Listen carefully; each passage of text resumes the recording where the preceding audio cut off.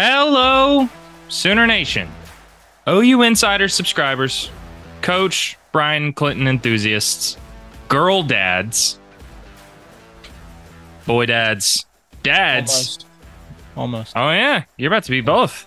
Yeah. I'm neither. Fathers, people who are celebrating Father's Day this weekend, people who are still reeling from OU softball's fourth straight championship. This is the podcast for you. This is another episode of the Oklahoma Drill, a podcast fueled by OU Insider and the Rivals Network. I am Jesse Crittenden, as some people mispronounce it. Crittenden. I've got Crittenden. Got a few different things. Also, nobody can spell my first name right. I am joined, as always, by Sir Coach Esquire Brian Clinton. Brian, as you noted before we started recording this pod, you've got some speckles, some paint speckles behind you. How's that coming along? How's that wall painting coming along for you? It's prepped. You can't see it, but I got tape ready to go, top and bottom there. Mm-hmm. And then get this thing painted hopefully in the next day or two, and start getting some things ready for the office to be renovated, more turned more into a studio than it was before. So we'll see how that goes. But yeah, spackling's done. That part's finished. Pulled some shelves off the walls, that kind of thing.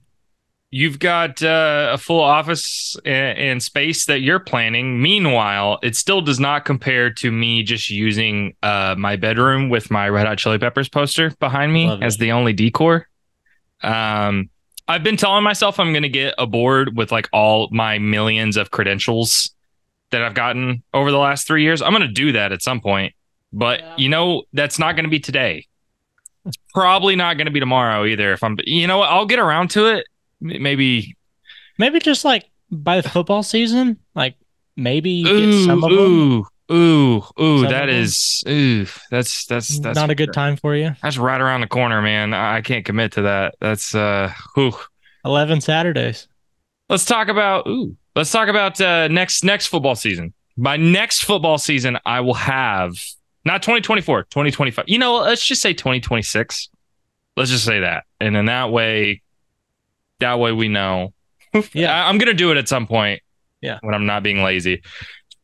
Brian, let's start off with some sort of bummer, unfortunate news that broke actually this morning. Most people probably know what we're referring to, and that is that Makari Vickers, defensive back for OU, going to be a sophomore in 2024. He was arrested by the OU campus police very early this morning.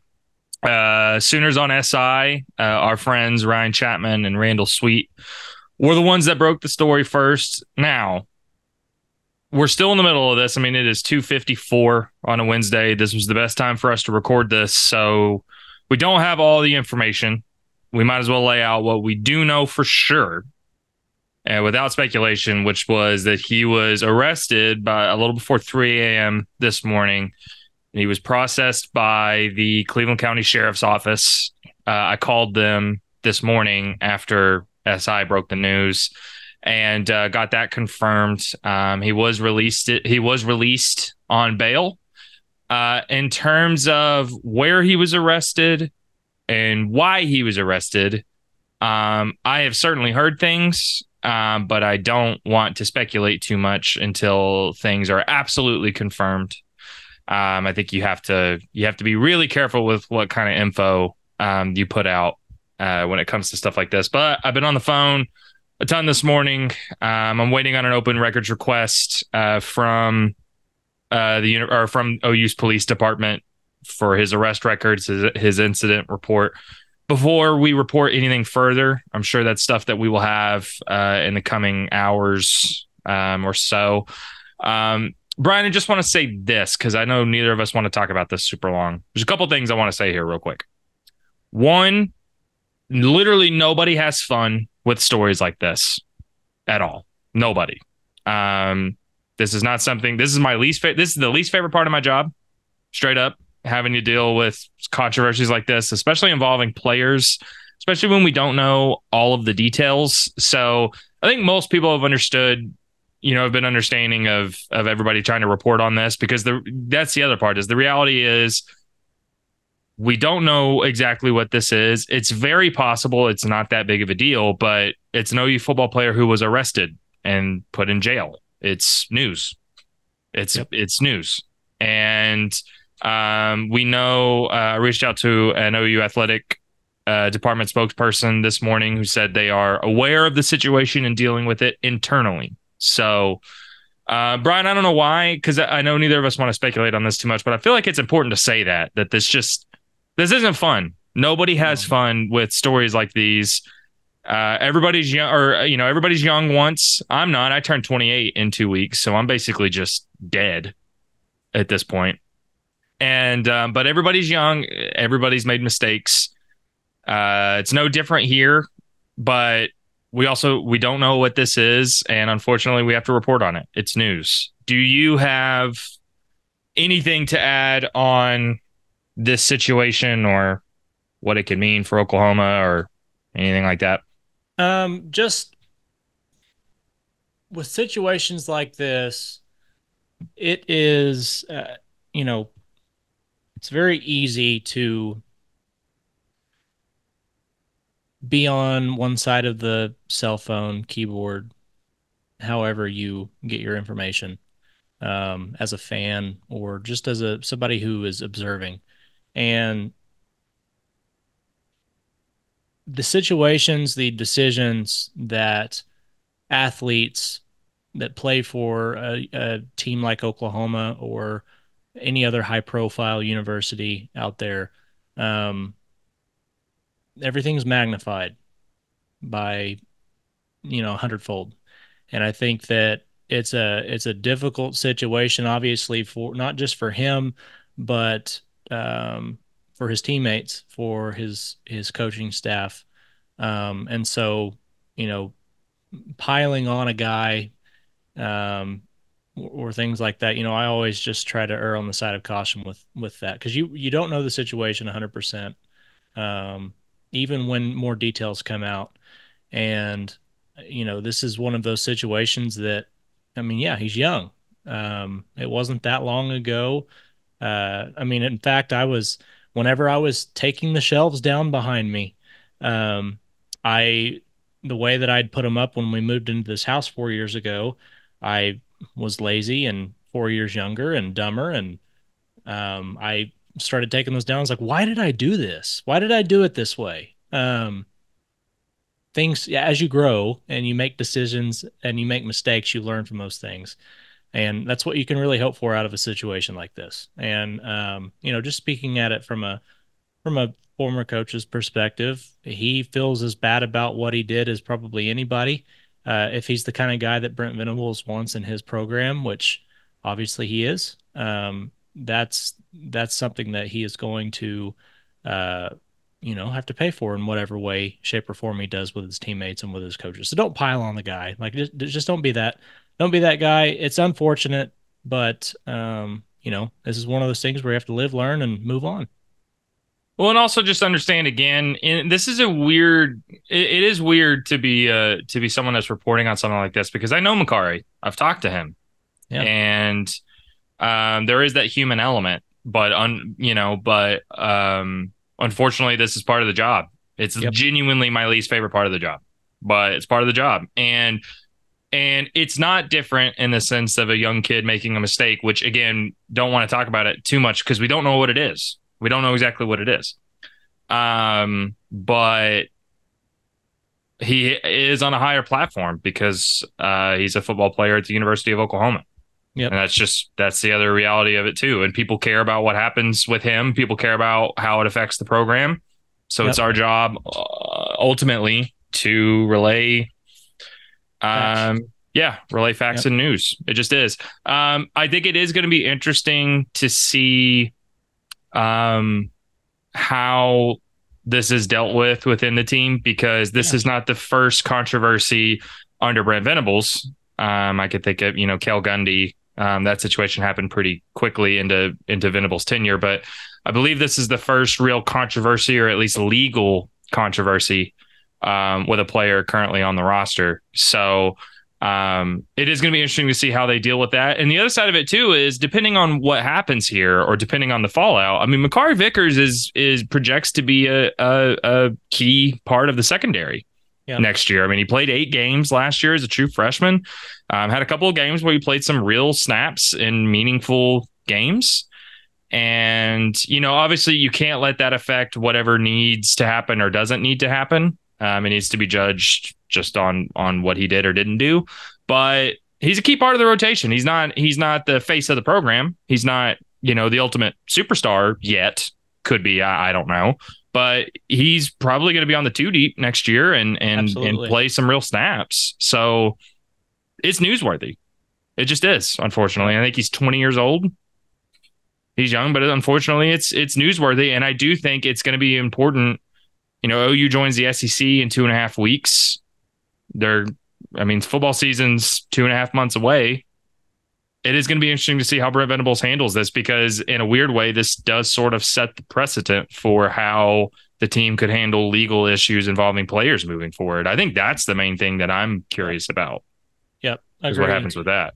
Yep. What direction does he go with that? And it's interesting. I don't remember every I don't remember how everything played out under Bob Stoops at Oklahoma. I mean, 20 years of issues and games and things. It's hard to remember all of it. But more often than not, the precedent that he set, guys like Bill Snyder, Dabo, obviously at Clemson, they all had their own way of handling things.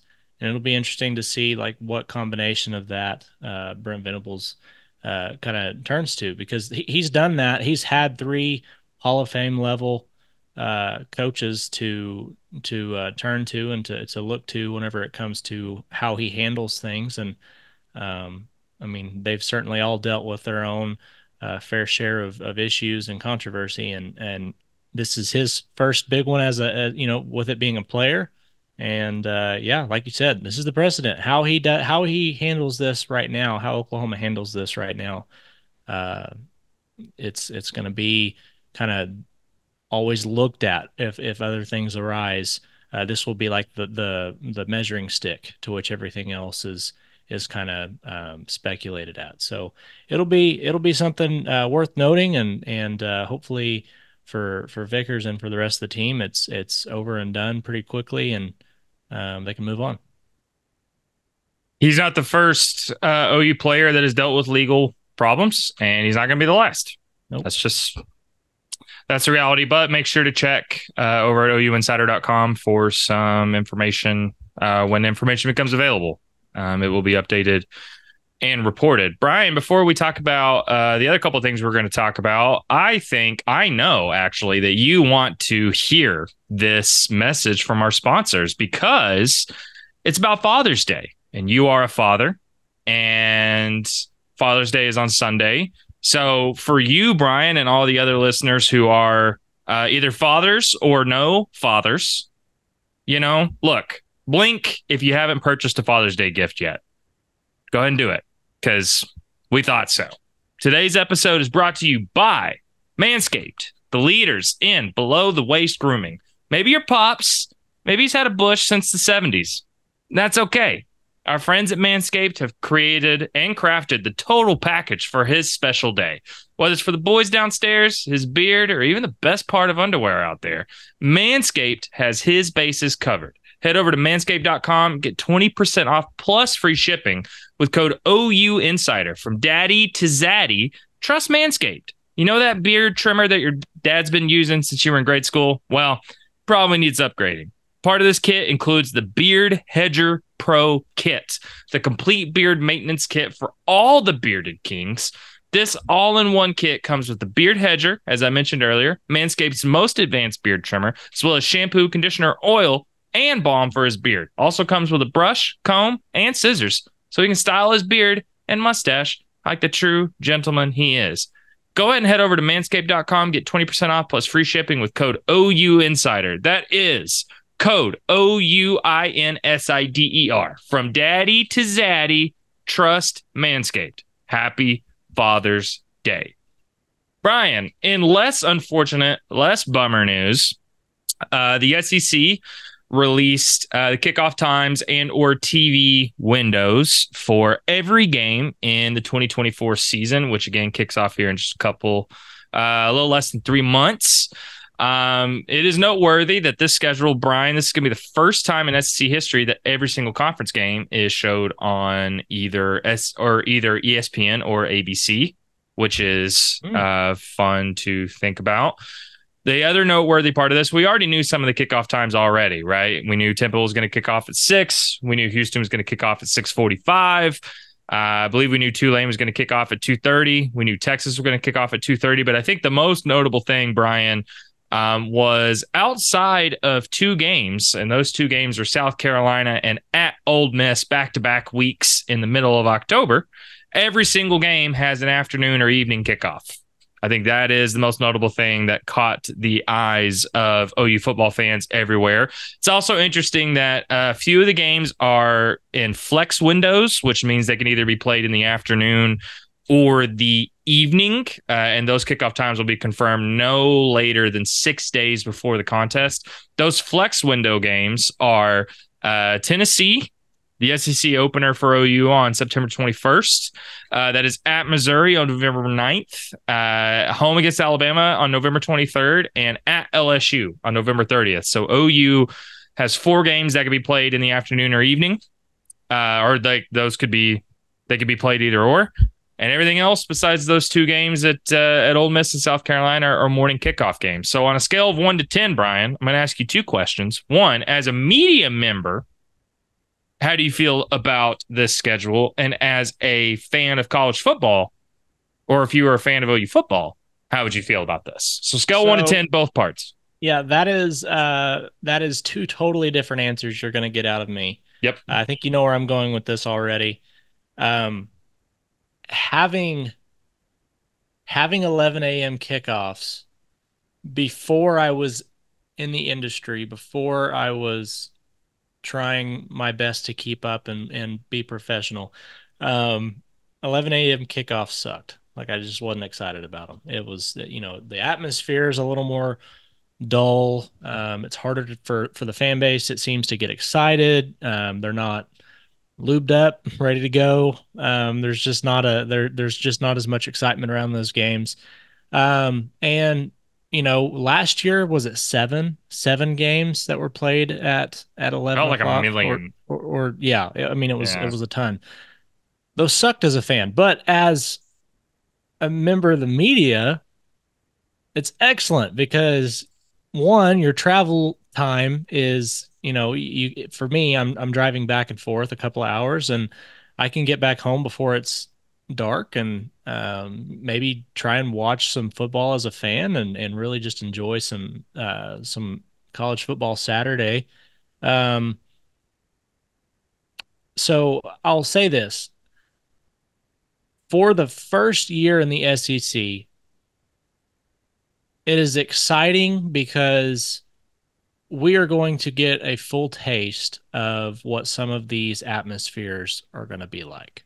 If Oklahoma is as good as you and I believe that they can be, when they go to Columbia, and that game is potentially at 7 o'clock in the evening, when they go to LSU in Death Valley, when they host Alabama, if those games end up being late, those are going to be absolutely incredible matchups. I also think the one game that I am happy about being later, even as a media member, regardless, going forward, is the Texas game. I think Texas and Oklahoma should kick off at 2:30. Like, to me, that is when Oklahoma and Texas should be. It should be a 104-degree heat index, sweltering heat. Everybody is drenched. Like, that's just part of that. That's part of the majesty, I guess, if you will, of that game. So I really like that they got the 2:30 kick there. The potential for later kicks, yeah, that's as far as travel goes and me having a newborn and coming back and forth, it's going to be tough. But at the same time, you're really going to get the most out of those atmospheres. And I'm excited to see what the Oklahoma fan base looks like if Tennessee rolls into town for a 7 o'clock game. Like I think that could be a lot of fun. Same for Alabama. I remember going to the Ohio State game in Norman. It didn't end well for the Sooners, but um the first 5 minutes, 10 minutes of that game, it was electric. Like it was a big time matchup, and you could really feel that. So I'm expecting something like that from the fan base, and especially if it's night games, you're going to get that. So um, I'll go a 9 as a fan. It would be a 9 for me as a fan. As a media member, for year one, I'll go 7. But if this continues for forever, probably more like a 4. It's so funny because I totally get what you're saying, but to me, I'm really excited as a media person to have these later kickoffs Okay. because I don't like getting to the stadium at like 8 a.m. I Yeah, just that's fair. I just Yeah. don't. I've never loved doing that. But on the flip side of it, I've always thought the discourse around early kickoffs is really interesting because Yeah. I'm not saying I don't get it. I'm not saying I don't get the frustration, but like to me, if you can wake up and your team plays at 11, like that's rad. I don't Yeah. know. Like you have the rest of your day, like your game's done by 3, and then you can Yes. spend the rest of the day watching college football, or you can literally do whatever you want after Right. that. And Yep. I hate waiting for a game. The anticipation. Yeah. When the Yeah. Thunder were playing the Mavs a few weeks ago, like I hated waiting until 8:30. Oh my God, it was gonna kill me. I hated that so much. So I don't know. I've always thought the discourse was interesting, but obviously I know whether you're traveling to the game, where you're traveling from, all that stuff can also play a Yeah. part. Um, I do think this is what OU wanted. I think ultimately this is what the program wanted, more afternoon and evening games. And there's no doubt that it's just going to be a bigger boost overall. I also think it's notable, Brian, that even the 2 possible games that could be early kickoffs, it's possible those are noon kickoffs, not 11 a.m. kickoffs, which I think also doesn't sound like a big deal. It is. That hour is a huge deal. Yeah. So it's possible OU doesn't have a single 11 a.m. kickoff. I think that's interesting. And I also think it's interesting that even the evening window games, that could mean 5, that could mean 6, that could mean 7. The afternoon kicks could mean 2:30 or 3:30. It also should be. It's also interesting to note that the main game is going to kick off at 1:30 in Norman, which is interesting. That's Maine, not MAIN. Ryan, I can't spell. That doesn't mean anything to me. I can't spell. Not to be Yes. confused with the most important game on the schedule. Oh, what? No, I meant both. It's the main game and it's the main game. It's the main game.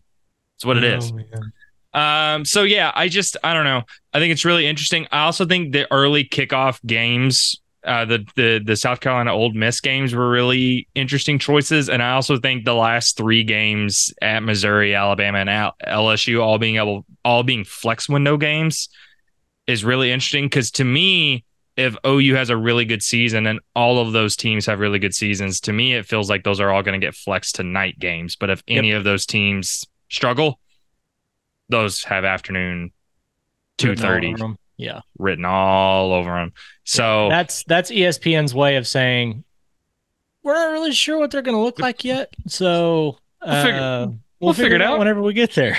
Yeah, we'll figure it out. But ultimately, this is what OU wanted. OU didn't want early kickoff. They didn't want 11 a.m. kickoffs in a season. They just didn't want that.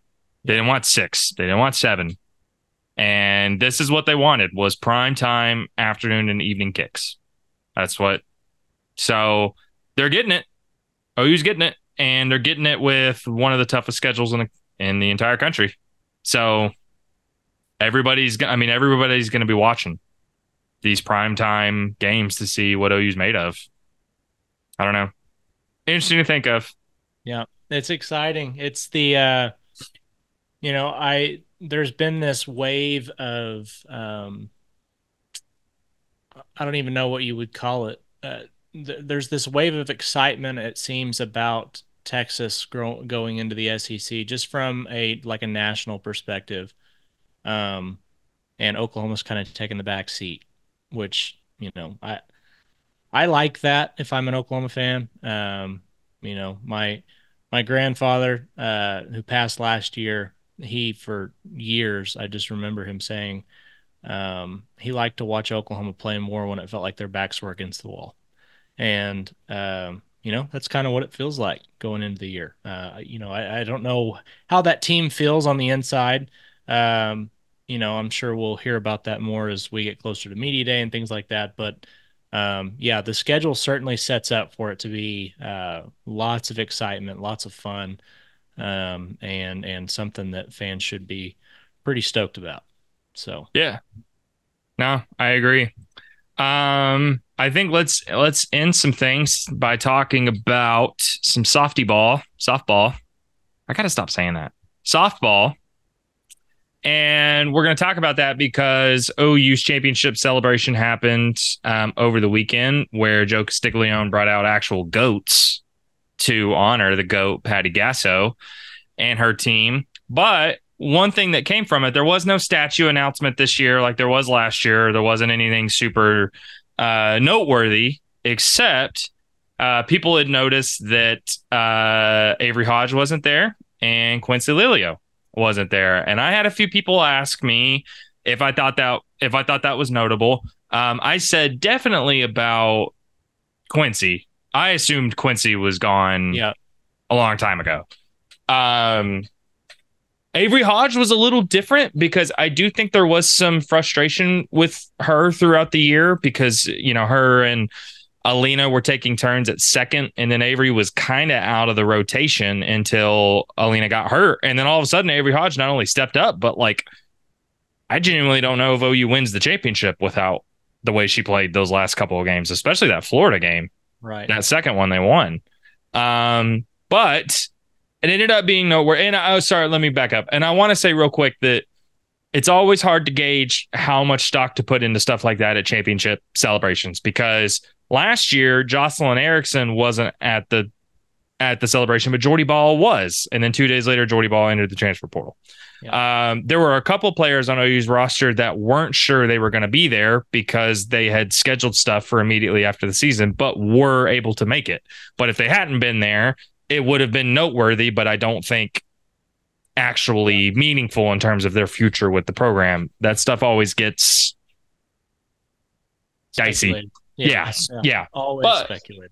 In this case, it was legitimate to speculate because Avery Hodge, Quincy Lilio, and SJ Guerin all entered the portal on Monday. Yes, yep. Monday. All three of them have entered the portal. I think Lilio was definitely expected. I think Guerin could have gone either way. And I think the Hodge one isn't totally surprising. I definitely think there had been a little buzz there, but I think there was hope that not only the way she played to end the year, but the fact that OU's losing so many players that Hodge would stay, but they're leaving. It has been told to me, and I said this over at OUinsider.com, but it has been told to me that as far as the program is concerned, these are the only departures they are expecting. Now, that doesn't mean nobody else could enter the portal, shockingly, but OU has geared for these departures. They had expected them, and now they've happened. And I think these three specifically leaving have been a part of OU's offseason plans. Yep. So I think that's important to note, for one. And two, them leaving means OU has more work to do in the portal, especially Avery Hodge. Now, Quincy Lilio, and look, no disrespect to either of these players. If you play softball at OU, that means you're a damn good softball player. But Quincy Lilio was not going to have a role on this team. She just, even with everybody that's leaving, Quincy Lilio was not going to play. She batted, 170 this year? Something like that. And SJ Guerin, look, she had to redshirt last year and didn't play. And then this year, she barely played. 10 innings, I think, is what she threw. Yeah. And even with OU losing Nicole May and Kelly Maxwell, and Carly Keeney. I don't think Guerin, unless OU was desperate, I just don't think Guerin was going to play much next Right. year. Yeah. So, but Avery Hodge's departure is significant. It just is. Even though, I mean, even Avery Hodge was a great defensive player, always has been. The offense wasn't there till the end of the year. It hurts that Avery Hodge is leaving because I think, me personally, Avery Hodge was going to start at one of the infield spots next year. She was Yeah. going to be an every game starter. So that definitely hurts. But now OU has 5 open spots of players they can add through the portal. In addition to, they've got 8 players returning, right? 7, 8. What? God, I am Eight. No, just, I think it's I think eight. it's I think 8. you're right. Yeah. They Yeah, have they've, eight incoming freshmen yep. and And they can eight have, returners. yeah, Yeah. sorry, God, I'm off my rocker today. They have 8 players returning as of now. You mentioned 8 players coming through the freshman class, which means they can add 5 through the portal for the total of 21. So it's not all dire because OU brings back Sydney Sanders, OU brings back Kirsten Deal. I mean, obviously, Ella Parker, Cassidy Pickering. I think OU is really excited about Maya Bland. She pitch ran. God, I can't speak. She pitch ran mostly this year, but I think she's the fastest player on the team, and I don't think it's particularly close. And I think they used her best strength this year because there was so much talent on the team. I think she could contribute. I do. Yep. And look, and that's uh, OU's got this. I mean, OU's excited about this freshman class coming in too. Really, really excited. This is a top 5 recruiting class. Yeah. And I think these are players like Ella Parker and Cassidy Pickering who could come in right away and make a big impact. But you've still got not only 5 spots to work with, which isn't actually that much considering how much OU is losing. Right. But you're losing both your catchers, basically. You're losing 2 of your 3 of your 4 most important pitchers. You're losing basically your entire infield. You're losing 2 of your outfield starters. OU's got a lot of positions they've got to replace. I guess, so I'll stop rambling incoherently. How do you feel about the 3 players who have entered the portal and how much of an impact, if any, does this have? So coming out of high school, both S.J. Guerin and Quincy Lilio were pretty highly regarded, depending on what recruiting service you went with. I think Softball America is one of them. There's a couple of others, but anyways, they were top 15 players at their position, regardless of where you looked. And they didn't have a role on this team. Um, that's kind of what happens when you have a senior class that just doesn't know how to lose, and they all stick together and they play key spots. And so I think those two, as you said, those are losses that you can absorb if you're Oklahoma. Those are players that weren't making a major impact in 2023 or 24, and probably didn't expect that to be the case as major contributors in 25. So you can absorb those. Hodge is a different story. It's not something where you need to like sound the panic alarms, and it's not on the same. In my opinion, it's not on the same level of losing a Jocelyn Erickson or a Jordy Ball, obviously, like you did last year. Those were major. Ball ends up uh, getting injured right at the beginning of the year, but Jocelyn Erickson was SEC Player of the Year last year. So this isn't we're not losing if you're Oklahoma, they're not losing that kind of talent. But it's notable the way that she played defensively. It seemed like every third ball on the infield went right at her, and outside of one slip up, she was fantastic. He made Uh, some really, really tough yes, grabs. yeah. Really tough grabs. I mean, and those are against teams that hit the ball hard. Florida and Texas can absolutely smack the ball. Like I mean, and she was able to turn most of those. I believe she was it a pair of double plays that she helped turn over those two series, if you will. So yeah, she was really good. I expected her to be your starter at second base, but I think you're going to be able to absorb that with the class coming in because something that Patty Gasso has done historically and continues to do is she brings in elite infield talent and she uses that to fill out the outfield in times too. So if they're not going to be starting on the infield, they'll move to the outfield. Jada Coleman's a perfect example of that. So there's a lot to be excited about in that freshman class. I mean, a name like Tia Malloy is somebody you should be excited about. Zachy, I think is how you say her last name.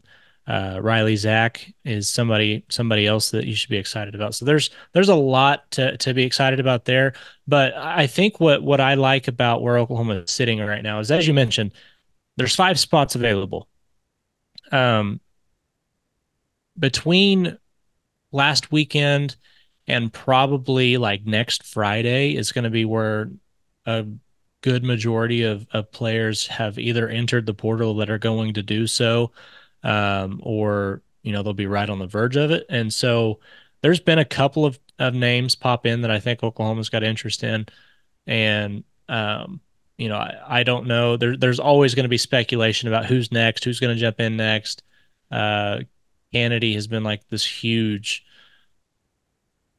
I don't like the rumors are just as strong this year as they were last year, and it didn't happen last year. So, um, I think that with there being 5 spots for Oklahoma, that's enough if you're the Sooners to make an impact on that team. But it's not so much that you should be so worried that this team's just going to fall off, because there are still pieces in place. So that 5 spots could be the difference between them making it back to another champ series and not. Who knows? So we'll just have to see. Well, I would say a couple of things. For one, I should have mentioned Nellie McEnroe Marinas as a part of this past freshman class. She wasn't able to play because of an injury and surgery, but she's really good, and I think she can. I think she'll be able to play. You can't say enough about this freshman class that's coming in. I think they would. I think a lot of them would play regardless of how many players OU was losing, but OU is going to have to really lean on them, and I think this class is going to be ready for that. And I think there is a kind of a fun part, Brian, to where even if the 5 players that OU adds are, even if they're like super veteran experienced players, this is still going to be kind of a rebuilding project. OU is going to be relying a ton on underclassmen, like a ton. Right. And I actually think in some ways that's going to be exciting. The other thing is, in addition to being told that these 3 departures for OU were the only ones they're expecting, I think OU has been gearing up for a while for what is supposed to be a wild season in the transfer portal. I think it's going to be shocking. I think there's going to be a lot that's going to shake up the portal or programs across the country. We should note that the portal closes on the 17th, so players have until 5 days from now to enter the portal. Yeah, you mentioned. I mean, Isaiah Kennedy is the Isaiah. God, I can't speak, dude. What the hell? What was that? Nigeri Kennedy. Why did I say Isaiah? I don't know where that came from. My God. Nigeri Kennedy. Her name is not Isaiah. Oh my goodness. We're not editing that out. We're leaving it in. No, that's a soundbite. Everybody needs to shame me. Good. Gosh, where did that come from? Nigeri Kennedy. I was talking too fast. Nigeri Kennedy is the elephant in the room. The buzz was absolutely strong last year. It is stronger this year. I do put more weight into it this year than I did last year for a few different reasons. One, I think because Stanford ended up in the same place this year that they did last year in the Women's College World Series semifinals. 2, the same thing that bit them last year bit them this year, and that's their offense. And 3, Stanford's losing several key players. Yeah. And that team has always gone as far as Nigeri Kennedy can take them. And I do think and I think the buzz isn't just because teams want her to enter the portal, but I think it's because they believe they can get her if she does. And I think there are a ton of teams across the country whose entire offseason plan revolves around throwing everything at her. Yep. It's if she enters, it is going to be a nuclear arms race of teams Yep. across the country. Teams will willingly wait and miss out on other high caliber players if they think they have a shot at Kennedy. Right. That's how good she's the best pitcher in softball. She might be the best pitcher that softball's seen in a while. And that's saying something. I mean, that's with me fully realizing what we just watched Jordy Ball do at Oklahoma the last 2 years before she left. I mean, Kennedy, she could hit 80 at some point, dude. Like we're talking, she's got the goods when it comes to an arm. She's next level. So yeah, I wouldn't blame teams for waiting because if she was able to carry, just imagine what she could do with an offense that even averaged 6 runs a game. I mean, Yeah. and that would be middle of the pack. So yeah, just she's an incredible talent. She is. But look, she's not the only. OU is absolutely going to have their eye on her. I think they're going to do everything they can to get her to OU if she enters the portal. But she's not the only one. Look, there are a ton of Power Fives across the country that have players entering the portal. Like Auburn, Duke, Oklahoma State, Texas Tech, UCLA. I mean, there are Power Five programs that are having people enter everywhere. And we've talked about it and it's been out there, but I think Kaylee Wyckoff from Texas Tech is the other name that just caught my eye. I don't have specific intel on her, but look, she was the Big 12 Freshman of the Year 2 seasons ago. She hit over 400 this past year. She can play catcher, but I think she can play a bunch of different spots. And I think the biggest thing is she's a junior. She wouldn't be a one and done. Right. She's a junior. And I think she would fill a lot of spots and be a really key offensive piece for OU if that were to happen. So I think we will know more in the next couple of days in terms of exactly what OU's plans are and how they're implementing them. But I have been told by more than one person and people that I am confident in that this portal season for softball is going to have fireworks just everywhere. And I've said this before on our board at OU Insider. There is no better pitch that OU could have to people in the portal than right now. It's right now. This is the best pitch OU could ever make. We are losing 10 seniors. We are losing the best senior class OU has ever seen, or college softball has ever seen. We are losing our six of our best 8 offensive players. We're losing 3 of our 4 starting pitchers. We're losing both our catchers. We're losing most of our outfield. Come make a difference at OU because you can come and probably play right away. Yep. OU is never going to be able to pitch players in a portal like they can right now. Yep, agreed. Yeah, with players like Wyckoff, that's vital. That's big time because that's somebody that's been a difference maker for the first 2 years. I think Tennessee's the other team in that race, if there is one, because her head coach Greg Snyder actually resigned and took a position there as an assistant. So with him leaving and going there, it would make a lot of sense for her to end up in Knoxville as well. But yeah, if Oklahoma wants her, that's a player that, like you said, you're losing both catchers.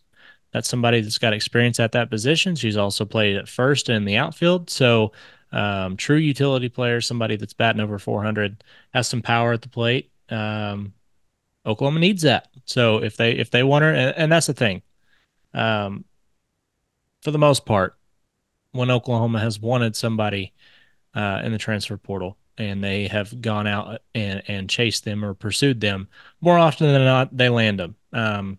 That's just how things work at Oklahoma. That, and whenever you have the kind of program and prestige that you do, and you're leading the sport in pretty much every aspect, that's a benefit.